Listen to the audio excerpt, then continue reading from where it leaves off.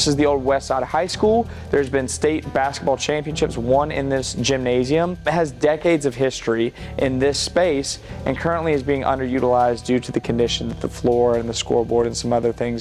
And we saw the history that this space has had as well as the potential.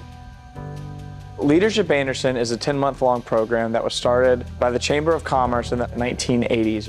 And this program is charged with inviting local leaders, business leaders, nonprofit leaders, etc., to come in and get together to learn more about the history of Anderson at a local level, as well as learn about the state on a state level. We learn about local nonprofits, local history, local businesses, local elected officials, and really just about what makes Anderson Anderson in the community that it is. There's usually about 25 members in each class from a various background of different businesses, professions, careers to come together and make a team that is charged with having a community project. And our community project this year for Leadership Anderson Class 37 is the Westside Community Center Gymnasium. One of our class members, Nikki Carson, who is with the Anderson City Police Department, is very close with Dr. Thompson over here at the Westside Community Center.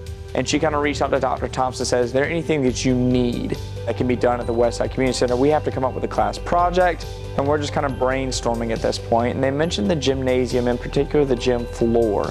Since then, we've been brainstorming the different steps of the project and what can be done to make sure that this space gets the attention and care that it needs to bring life and foot traffic back into a space with so much history. We're looking at about a $50,000 to $60,000 project here in this space.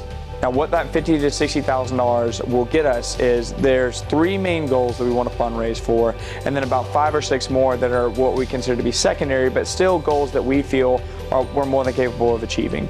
We don't want this space to just sit here and collect dust. We want to make sure that the community knows what is going on in this space.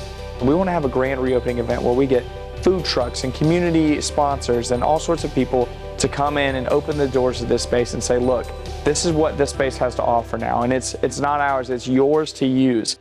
We knew that we wanted a legacy project that was going to impact this community and these people for generations to come. Each individual class member is tasked with fundraising $2,000 goal. We know that that's going to be difficult for some rather than others. So we also are looking out to corporate sponsors. Anybody that wants to donate and be recognized in this space, we would love to talk with you and kind of dive into a little bit more about what that looks like. We could not do this without our community partners.